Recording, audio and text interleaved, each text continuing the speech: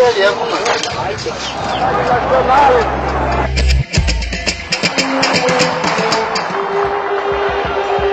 trabalhador brasileiro possui hoje seu código.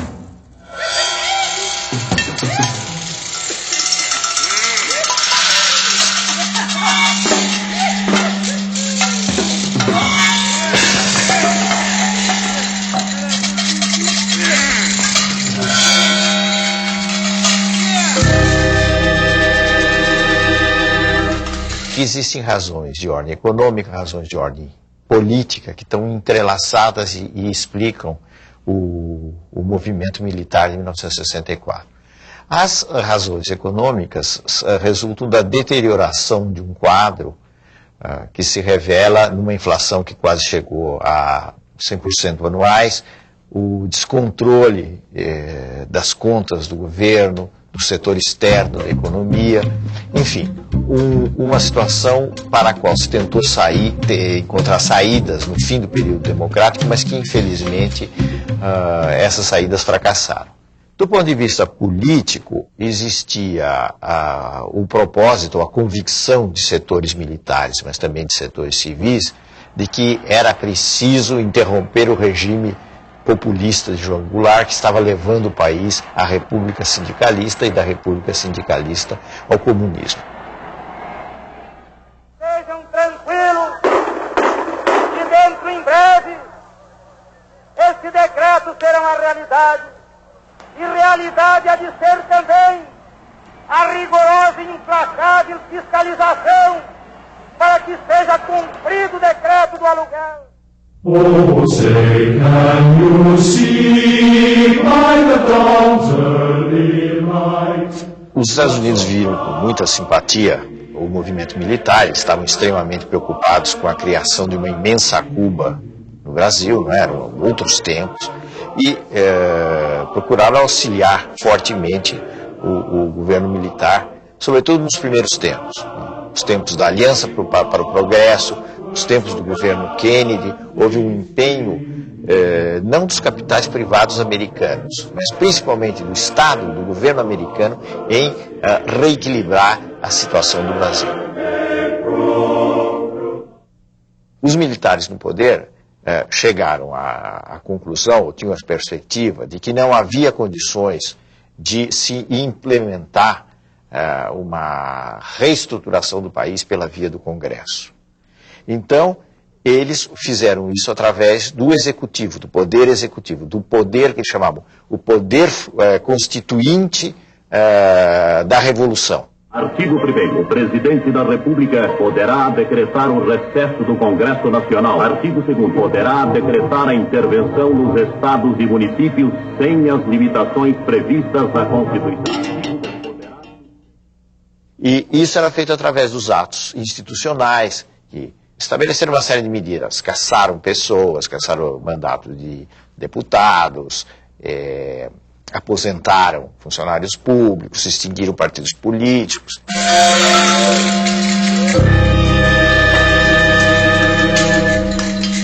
Esses atos nasciam da autoridade do general-presidente Castelo Branco. Uma tradição e princípios morais e políticos que refletem a alma brasileira.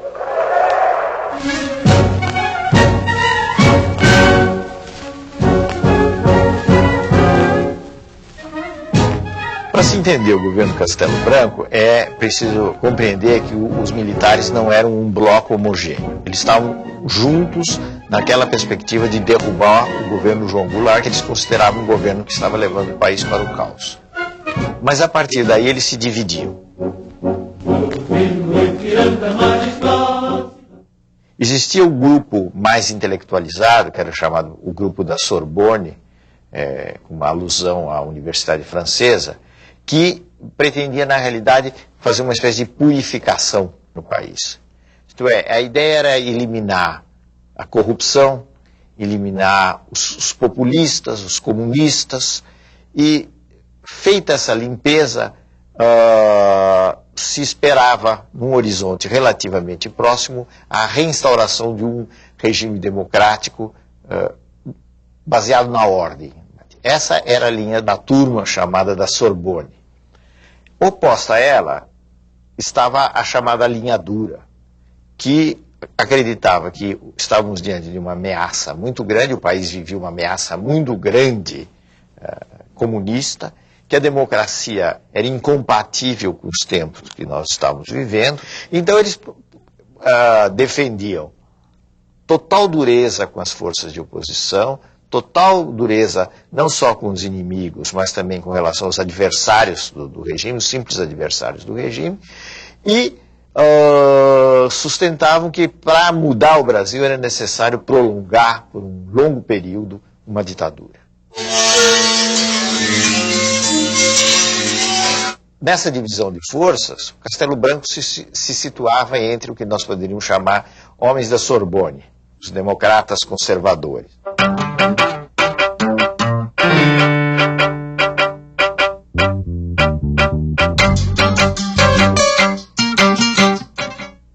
Houve uma pressão muito grande da linha dura sobre o Castelo Branco, no sentido de que era preciso reformular esse sistema partidário, que não era possível manter aqueles partidos existentes, porque senão a revolução, apesar dos atos institucionais, etc., começaria a perder força, porque seria derrotada nas eleições.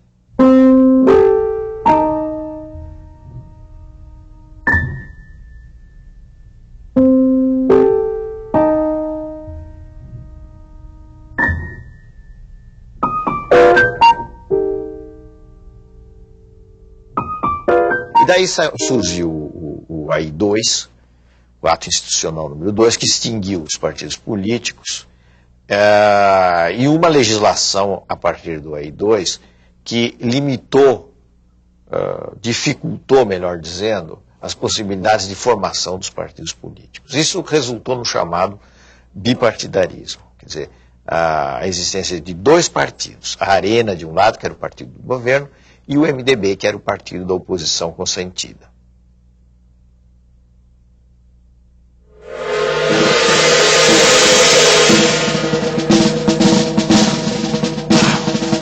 Os militares consideravam que havia duas forças em choque no mundo. De um lado a União Soviética, do outro os Estados Unidos. A União Soviética estava promovendo o que eles chamavam de avanço da guerra revolucionária. Os Estados Unidos representavam a defesa democrática. E era preciso optar entre estes campos. E o grupo castelista, o grupo que foi formado pela Escola Superior de Guerra, optou claramente pelo campo americano. Então, os castelistas eram muito pró-Estados Unidos no plano da política externa e, ao mesmo tempo, eram, digamos, mais democráticos do que os partidários da linha dura. Os partidários da linha dura combinavam mais nacionalismo com repressão, com violência. Podemos dizer que no espírito da Constituição de 67 estava a doutrina da segurança nacional, que era uma doutrina formulada no período da Guerra Fria. A outra coisa que também era novo na Constituição de 67 foi a consagração, que já vinha dos atos institucionais, das eleições indiretas em todos os níveis, não é? Para presidente da República, para governador dos estados. O general Castelo Branco, cujo mandato foi até prorrogado contra a vontade dele, ele não queria que houvesse essa prorrogação, não conseguiu fazer um sucessor. o que significa que o grupo castelista não conseguiu fazer o sucessor. Tanto assim que a linha dura conseguiu impor o general Arthur da Costa e Silva. Prometo manter, defender e cumprir a Constituição, observar as leis, promover o bem geral e sustentar a união, a integridade e a independência do Brasil.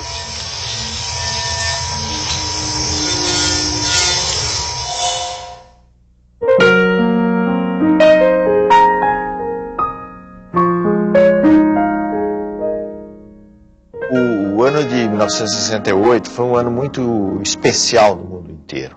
Foi um ano em que houve um grande movimento na França, um grande movimento popular na França, pela mudança não só das instituições, pela mudança dos costumes políticos. Se falava da imaginação no poder, era uma frase do movimento 68. Então, 68 foi um ano que,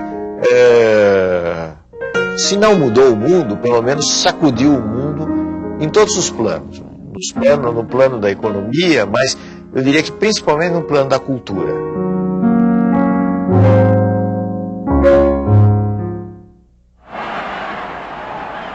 Isso se refletiu no Brasil, né? A gente deve lembrar a explosão do tropicalismo, uma explosão que pode ser resumida numa frase do Caetano e de uma música do Caetano Veloso: é proibido proibir.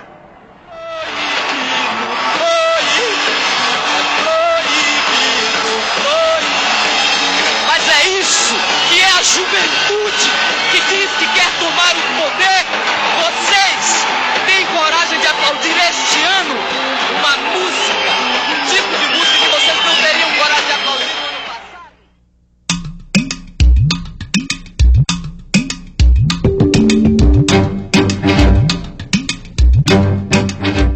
Aquele clima de 68 redundou numa série de movimentos de classe média, a famosa passeata dos 100 mil no Rio de Janeiro, passeata pela democratização, após a morte de um estudante, o Edson Luiz. Esta mobilização que caracterizou o ano de 1968 e a convicção ideológica de que qualquer abertura redundava em desordem, entre aspas. Então era preciso endurecer, era preciso fechar, era preciso usar de poderes excepcionais, né, no combate à subversão. Isso é que explica em grande medida esse ato, o AI-5, que foi baixado, digamos assim, lá de cima para o comum dos mortais. O AI-5 estabeleceu de novo uma série de medidas excepcionais que a Constituição de 67 havia suspenso. Então voltaram as cassações, voltou um fechamento político em geral. E o que é importante no AI-5 também é o fato de que todo esse fechamento foi feito sem prazo. Quer dizer, o AI-5 veio para ficar. É como se dissesse, o AI-5 dura, o AI-5 era um produto da linha dura, o AI-5 dura enquanto for necessário.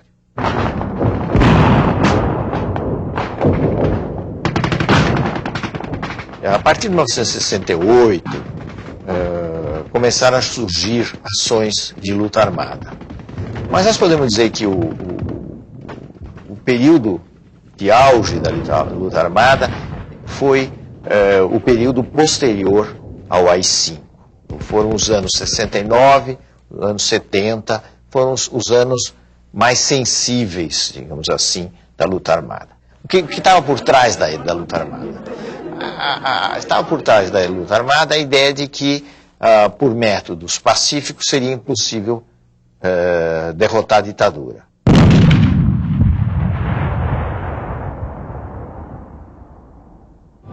As organizações de luta armada foram várias. Uma delas foi a Aliança Libertadora Nacional, que teve como figura principal o Carlos Marighella, que acabou sendo morto pela repressão. Depois houve outros grupos, o MR8, a Vanguarda Popular Revolucionária, a VPR, do capitão Lamarca, que rompeu com o exército, num episódio na época famoso. Essas foram as organizações principais da luta armada.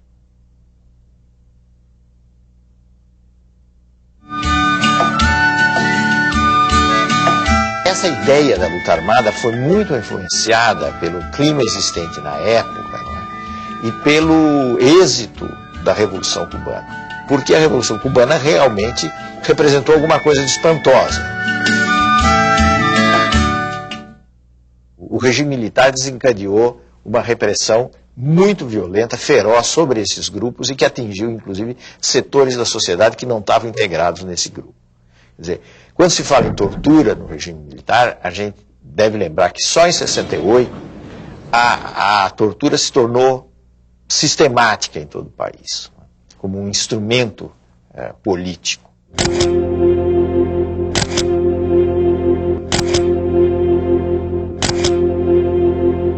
Foi aí então que começaram a surgir mesmo em maior número as pessoas violentadas, sacrificadas, mortas na tortura, e foi aí que o regime militar apresentou a sua face mais obscura. É uma questão de justiça resgatar a verdadeira história de uma centena de pessoas, na sua maioria jovens, com sonhos de democracia e justiça social, que enfrentaram a violência da ditadura militar, denunciando-a, desmascarando-a, e que por esta ousadia pagaram um lato preço, a vida. Este processo não é só importante pelo resgate histórico, mas, sobretudo, na formação da consciência das novas gerações, de que tortura é crime e que esta prática criminosa e covarde tem que ser condenada e abolida do nosso país.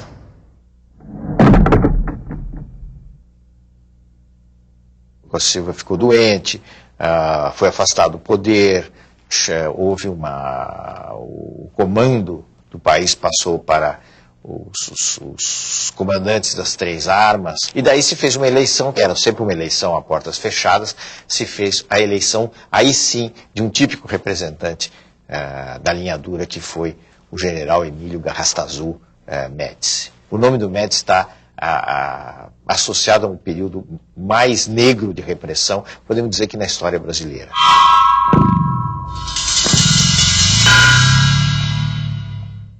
Morto é aquele que tem certidão de óbito e um túmulo.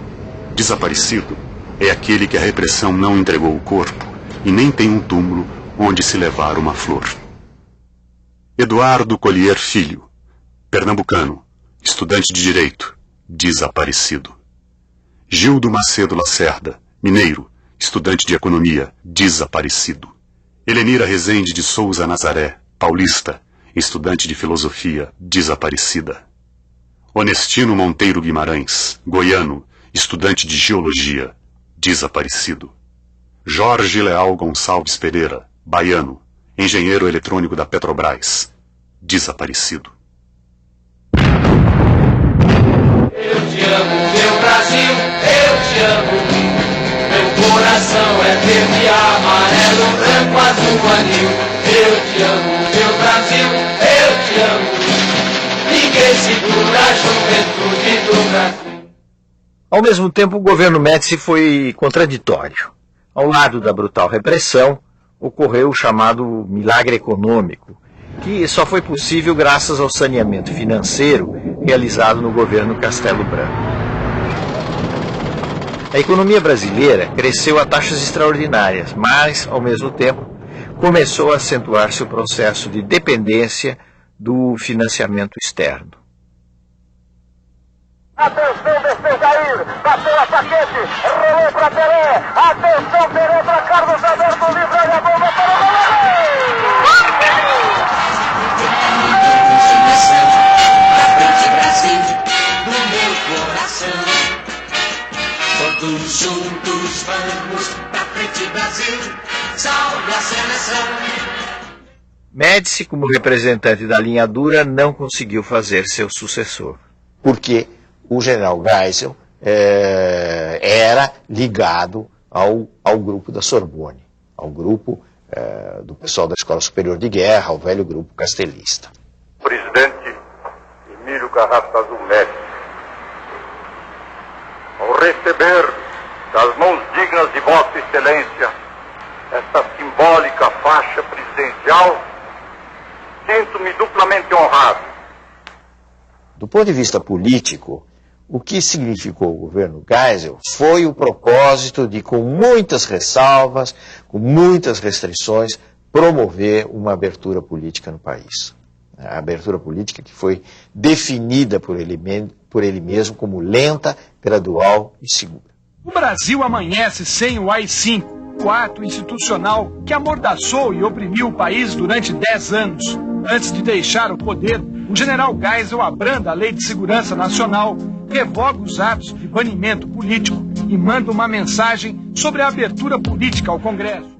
Ela foi lenta, foi gradual, não foi provavelmente segura, porque ele teve que enfrentar os adversários da linha dura que praticaram uma série de atos violentos e que queriam impedir a abertura. E o próprio Geisel teve atos repressivos também que, de certa forma, era uma espécie de justificativa perante a linha dura. Vocês deixem isso comigo, é como se ele dissesse que eu vou devagar.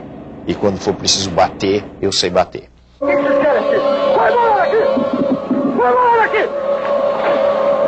Ato público está proibido. Não admitimos passeata nem comício. Está todo mundo preso.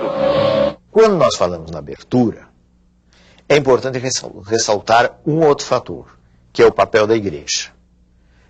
E eu estou falando essencialmente da Igreja Católica. A igreja se transformou muito no mundo, e especificamente no Brasil, em que surgiram figuras fortes de oposição ao regime. Dom Helder Câmara, arcebispo, o cardeal, melhor dizendo, de Recife, Dom Paulo Evaristo Artes, em São Paulo, foram figuras destacadas de oposição ao regime militar. É muito importante pensar na justiça.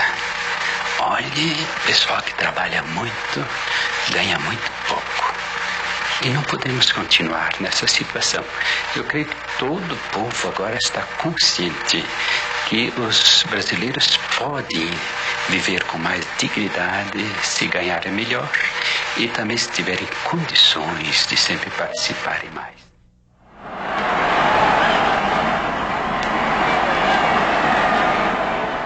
A grande novidade, vamos dizer assim, social dos anos 70 foi a explosão dos movimentos grevistas por reivindicações, várias reivindicações, mas sobretudo reivindicações salariais, que caracterizaram os anos 78, 79, especialmente nessa região do ABC, em que se destacaram alguns dirigentes, mas o principal foi o Lula. Os grandes centros urbanos sentem o mesmo problema que os trabalhadores dos países mais desenvolvidos sentem, eles terão que brigar e será irreversível essa briga, e os patrões terão que entender.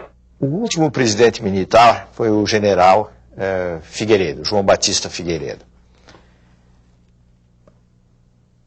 Essa sucessão do Geisel para o Figueiredo representou uma exceção, praticamente, na mudança, na substituição de nomes, porque o Geisel conseguiu fazer o seu sucessor.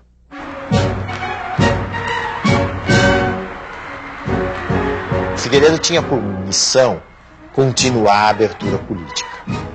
E a verdade é que ele continuou a abertura.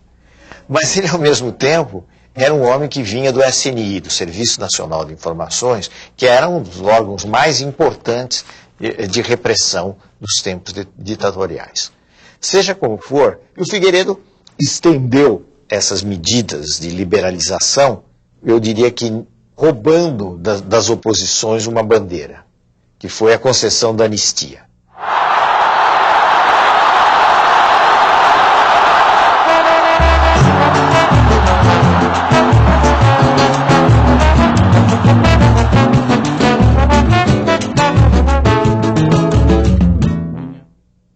Um dos aspectos importantes do governo Figueiredo foi o fim do bipartidarismo.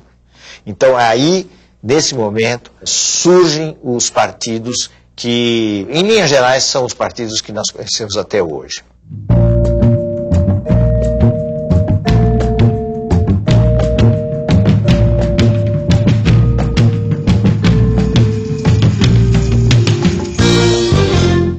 Um dos movimentos sociais, sociopolíticos, vamos dizer assim, mais importantes dos anos 80, durante o processo da abertura, foi o movimento do ano de 1984, que ficou conhecido como o movimento das diretas já. Ou seja, era um movimento por eleições diretas para a presidência da República. Que as eleições não fossem feitas através do Congresso Nacional, mas sim através de o voto direto, como nós temos hoje. O movimento foi um movimento extremamente interessante, extremamente importante como mobilização, e que resultou numa grande decepção, porque no Congresso a eleição direta passou, vamos dizer assim, mas não teve os votos suficientes, porque ele precisava do que se chama um quórum especial de votos, né, para ser aprovada. Então, a derrota das diretas representou, para muita gente, uma frustração muito grande. As manifestações pelas diretas começam a se confundir com comícios de apoio à eleição indireta de Tancredo Neves pelo Colégio Eleitoral. A eleição de Tancredo Neves pelo Colégio Eleitoral simboliza o fim do regime autoritário e desperta grandes esperanças no povo brasileiro. Sua doença, seguida de uma morte inesperada, comoveu todo o país. Tancredo não chegou a tomar posse e, dessa forma, o vice-presidente José Sarney assumiu o poder. Era o início dos tempos democráticos.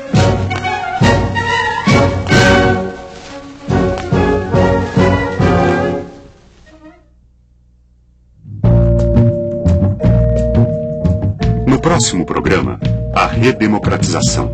O governo Sarney, crise financeira do Estado, planos e fracassos econômicos, o governo Collor, Fernando Henrique, o Real e o início do governo de Luiz Inácio Lula da Silva.